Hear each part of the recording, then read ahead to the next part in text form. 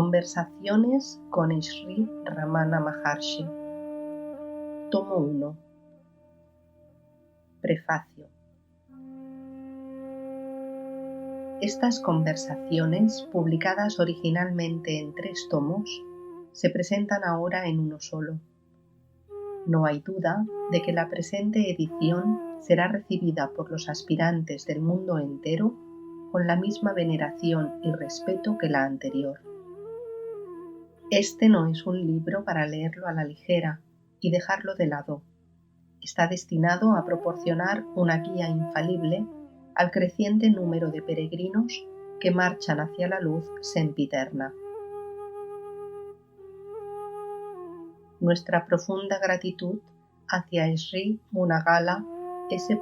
Venkataramaya, actualmente Swami Ramanananda Sarasvati, por el registro que ha conservado de las conversaciones, que abarca un periodo de 4 años, desde 1935 a 1939. Aquellos devotos que tuvieron la buena fortuna de ver a Bhagavan Sri Ramana, al leer estas conversaciones las rememorarán naturalmente y recordarán con deleite sus propios registros mentales de las palabras del Maestro. A pesar del hecho de que el gran sabio de Arunachala enseñaba la mayor parte del tiempo a través del silencio, instruía también a través del habla, y eso igualmente con lucidez y sin desconcertar ni confundir las mentes de quienes lo escuchaban. Uno hubiera deseado que todas las palabras que pronunció se hubieran conservado para la posteridad, pero tenemos que estar agradecidos por las conversaciones que se han registrado. Se encontrará que estas conversaciones arrojan luz sobre los escritos del Maestro, y probablemente lo mejor sea estudiarlas junto con los escritos, cuyas traducciones es posible obtener. Las enseñanzas de Sri Ramana no se daban en general. De hecho, el sabio no solía dictar conferencias ni pronunciar discursos. Sus palabras se dirigían principalmente al aspirante particular que sentía alguna dificultad en su senda espiritual y buscaba resolverla. Pero como en la búsqueda del sí mismo surgen las mismas dificultades y el método de resolverlas es el mismo, las respuestas del Maharshi a las preguntas tienen la cualidad de la universalidad. Sin embargo, no todo consiste en poder formular las preguntas correctas ni en estructurarlas adecuadamente. Por consiguiente, las conversaciones del Gurú no consienten simplemente en responder a la pregunta, como si se tratara de un examen por escrito. A menudo, el Gurú se mantiene detrás de las palabras que constituyen la pregunta y corrige a quien la formula, incluso en el propio interrogante que se plantea. Y, cuando las preguntas que se le formulan son irrelevantes o fútiles, no es al Gurú a quien le concierne satisfacer la curiosidad ociosa de quien le interroga ni confirmarle en sus engaños. Sri Ramana no deja a su interlocutor en el lugar donde estaba. Como lo expresara uno de los devotos, todas nuestras preguntas son desde nuestro punto de vista y las respuestas de Sri Bhagavan son desde su punto de vista. Las preguntas no solo son respondidas, sino también socavadas. Son diversas las actitudes con las que uno puede acercarse a un santo. Escépticos y agnósticos, teístas y ateos, buscadores de milagros y cazadores de fenómenos psíquicos, todos solían acudir al Maharshi. Era natural que cada uno formulara las preguntas que más acuciaban a su mente y que la naturaleza de las preguntas dependiera de la actitud y de los intereses de la persona en cuestión. Sin embargo, La gloria del maestro radicaba en que eliminaba las actitudes y los intereses que constituían la base del devoto que anhelaba realizar la verdad suprema. Con frecuencia, quienes visitaban el ashraman solían preguntar a Sri Ramana sobre poderes ocultos y fenómenos psíquicos. ¿No es bueno adquirir poderes ocultos tales como la telepatía? ¿No es el poder de hacer invisible el propio cuerpo de uno una señal de sabiduría madura? ¿Puede uno leer las mentes de los demás? La respuesta del maestro a tales preguntas era que lo oculto y lo milagroso no son lo espiritual. Los poderes supranormales son más bien obstáculos que ayudas en el camino hacia el Espíritu Supremo. A algunos interlocutores les interesaban los temas relativos a los muertos. ¿Qué les ocurre a los muertos? ¿Puede uno verlos? Aquí, nuevamente, Sri Ramana enseñaba que estos problemas eran irrelevantes y que ningún buscador de la verdad debía interesarse por ellos.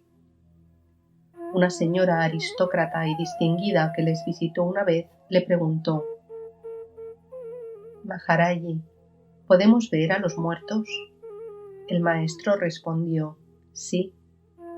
La señora le volvió a preguntar: ¿pueden los yogis mostrárnoslos?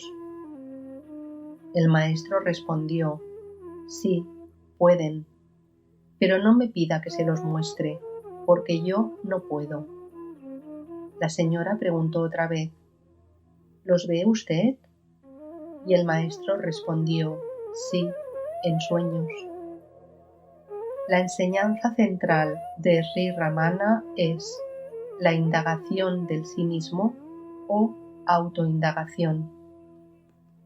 En vez de querer saber esto y aquello, uno debe buscar conocer al sí mismo. Uno ha de preguntar: ¿quién soy yo?, en vez de preguntar sobre cientos de otras cosas. La indagación del sí mismo debería ser la más fácil de todas las tareas, pero parece ser la más difícil, porque hemos devenido extraños para nuestro sí mismo. Lo que uno tiene que hacer es simple: permanecer como el sí mismo. Esta es la verdad última.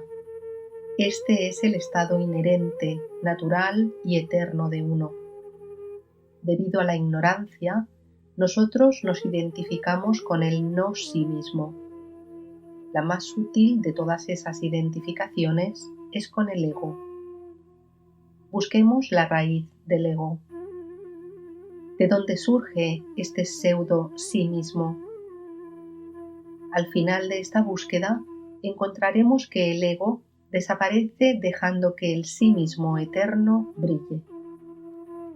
Así pues, la mejor disciplina es la indagación. ¿Quién soy yo? Este es el yapa más grande.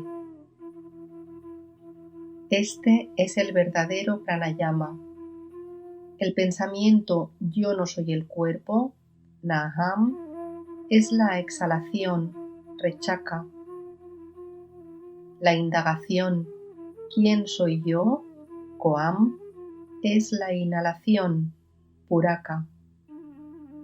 La realización de que yo soy él, soam, es la retención del soplo, kumbhaka. El fruto de esta autoindagación es el conocimiento de que el sí mismo es todo y que no hay nada más. Para aquellos que siguen este método no es necesaria ninguna otra sadhana, pero incluso aquellos que adoptan la disciplina de la devoción, bhakti, llegan a la misma meta. Si se somete el propio ego al gurú o a Dios, uno realiza el sí mismo. Las enseñanzas de Sri Ramana, tal como aparecen en sus conversaciones, aportarán esperanza a todos. Nadie tiene que pensar que está más allá del alcance de la redención. En una ocasión, un anciano visitante norteamericano preguntó al maestro: Maharshi, ¿piensa usted que somos malos muchachos? Esta fue la respuesta característica del maestro: no me hable así. Sin embargo, usted no debe pensar que ustedes son malos muchachos. Todo lo que es malo en nosotros será ciertamente eliminado con solo escuchar las sabias palabras del Maharshi, que están recogidas en el presente libro. Y ojalá que lo leamos con una actitud que nos prepare para comprender la más alta enseñanza del Maestro, la que impartía a través del silencio. Universidad de Madrás, 11 de agosto de 1958. T.M.P. Mahadevan. Introducción. Estas conversaciones abarcan un periodo de 4 años, 1935-1939, y fueron registradas por Sri Munagala S. Venkataramia, actualmente Swami Ramanananda Sarasvati, un discípulo muy antiguo de Sri Ramana Maharshi. Aunque Telugu por nacimiento, habla fluidamente inglés y tamil y es versado en sánscrito. Estas eran cualificaciones necesarias para quien quería registrar las conversaciones de Sri Bhagavan con sus diversos discípulos y visitantes. Los 4 años abarcados en esta obra fueron los días en los que el Ashraman alcanzó la cima de su gloria. La salud del Maharshi era espléndida y la sala en la que se sentaba estaba abierta día y noche para dar la bienvenida a todos. Los visitantes de todas partes del mundo se congregaban allí y casi no había país que no estuviera representado en una u otra ocasión.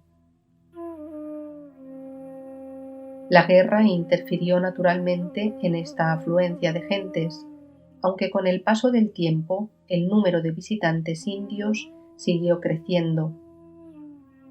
Sin embargo, fueron estas conversaciones, muchas de ellas con occidentales, las especialmente interesantes.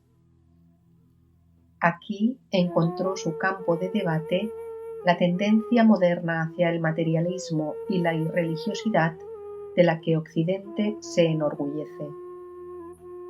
Sri Bhagavan resplandecía como el sol, e incluso aquellos que no le comprendían o que no estaban de acuerdo con sus palabras quedaban fascinados y no podían evitar ser elevados por su presencia. Aunque Sri Venkataramia estaba plenamente cualificado para este trabajo, no era fácil seguir a Sri Bhagavan una vez que éste empezaba a hablar. Dominaba el tema de tal manera que jamás vacilaba en sus palabras, cualquiera que fuese el idioma en que se hablase. En consecuencia, eran pocas las notas que era posible tomar, pues los oyentes estaban demasiado ocupados en tratar de no perder una sola palabra de lo que se decía, a lo que se sumaba que esto no siempre era fácil de comprender. Sri Venkataramia actuaba como intérprete para muchas personas de habla inglesa que afluían al ashraman, pues Sri Bhagavan no quería decir más que unas pocas palabras en esta lengua, aunque la conocía lo suficientemente bien como para leer los diarios y revistas ingleses. Pero actuar como intérprete era aún más difícil que solo ir tomando notas. Las palabras fluían de modo tan constante que no quedaban intervalos para transmitir el significado de aquellas al fervoroso interlocutor. A menudo había que pedirle a Sri Bhagavan que aguardase mientras sus palabras eran transmitidas al anheloso oyente. Por eso es posible imaginar fácilmente las dificultades para preparar estas notas. Solo era competente para esta tarea alguien quien durante años había estado sentado a los pies del maestro y había absorbido enteramente su filosofía y el modo en que él la exponía. Felizmente había sido encontrado Sri Venkataramaya, la persona ideal para esto. Hay que admitir que el lenguaje que aquí se emplea no es siempre elegante, lo cual era de esperar de acuerdo con las circunstancias.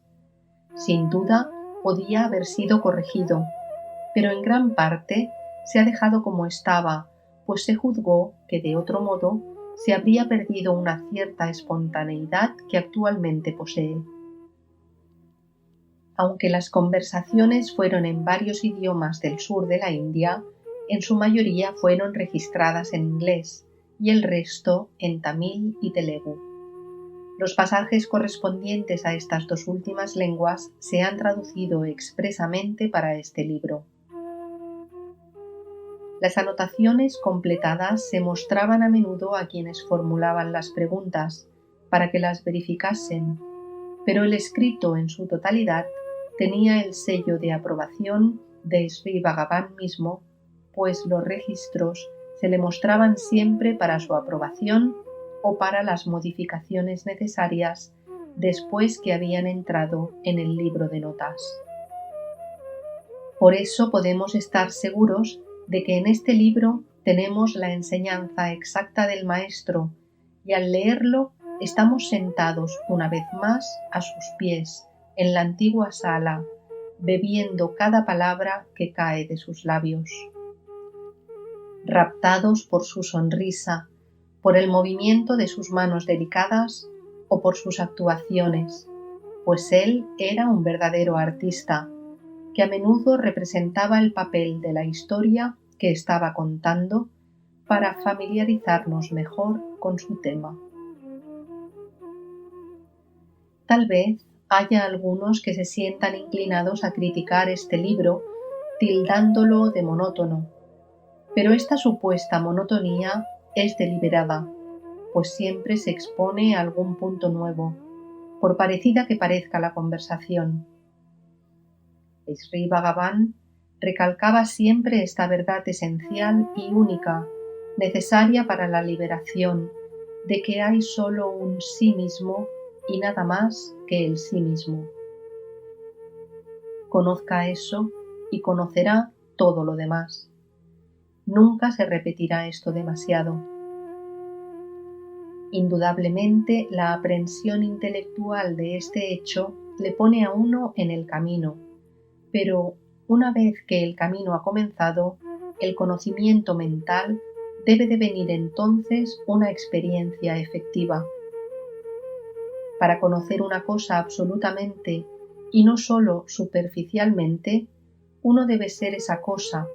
De otro modo, el conocimiento es incompleto. Como ya se ha indicado, nosotros no somos otro que el sí mismo siempre, pero al asociarnos con la ignorancia de la limitación, con un ego, olvidamos al veedor y nos identificamos con lo visto. ¿Y qué podemos hacer al respecto? Este hábito es muy antiguo. La mente lo ha imaginado nacimiento tras nacimiento, lo ha fabricado siglo tras siglo, y está tan envuelta en la ignorancia que ahora es renuente, y aunque lo quiera, es casi incapaz de desenredarse de las esclavitudes del mundo ilusorio que ella misma ha creado. Usted es el sí mismo, nos dice él, nada más que el sí mismo. Todo lo demás es solo imaginación. Por lo tanto, sea el sí mismo aquí y ahora. No es necesario huir a un bosque ni encerrarse en una habitación. Prosiga sus quehaceres básicos, pero libérese de su asociación con el hacedor de ellos. El sí mismo es el presenciador. Usted es eso. En estas conversaciones se brinda un ejemplo tras otro en un lenguaje adaptado a todos los gustos y mentalidades. La lectura de este libro nos lleva automáticamente a la fuente interior. Eso mismo es una sadhana suficiente. No se engañe a sí mismo. Usted ya es eso. No hay nada más que obtener. Solo hay que despojarse de la falsa asociación. La limitación ha de reconocerse como ilusoria. El método de Sri Bhagavan para hacer esto es bien conocido: la autoindagación. Siempre y en todo momento busque la fuente del ego, busque al hacedor aparente de la acción, y al llegar a esa meta, nos dice, el ego desaparecerá por sí solo y no quedará nada más que el sí mismo omnibeatífico. Sin embargo, este no es el lugar para entrar en los detalles del método. Aquellos que estén interesados podrán obtener fácilmente los libros necesarios en el Sri Ramanashraman. ¿Qué más queda por decir sino aconsejar a todos y a cada uno que lean este libro y que traten de hacerlo una parte de sí mismos?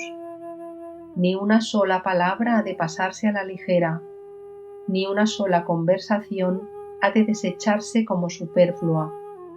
Todo es oro puro.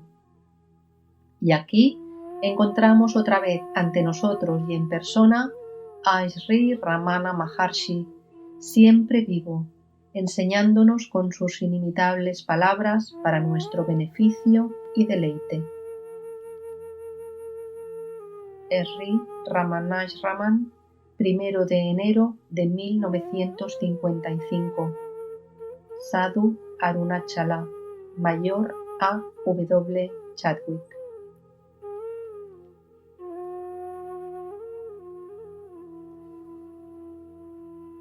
Nota de quien recopiló estas conversaciones. En un periodo muy crítico y angustioso de su vida, un humilde devoto buscó la presencia de Bhagavan Sri Ramana Maharshi en procura de paz para su mente y vivió en el ashraman con la bondadosa autorización del Sarvadikari Swami Sri Niranjanananda. A medida que se presentaban las ocasiones, aquel buscador se encargó de ir tomando nota de las dulces, renovadoras e iluminadoras palabras del Maestro. Esta tarea que él mismo se impuso, la emprendió para la purificación de su propia mente y para la mejor comprensión de las palabras sutiles y profundas de Sri Bhagavan. Poco tiempo después, el Sarvadikari las incorporó oficialmente al ashraman. Estas notas, que abarcan el periodo de 1935 a 1939, están incluidas en el presente volumen, con la esperanza de que algunos lectores las encuentren interesantes y útiles en su búsqueda espiritual. Sri Ramanashraman, 1 de enero de 1955. El recopilador.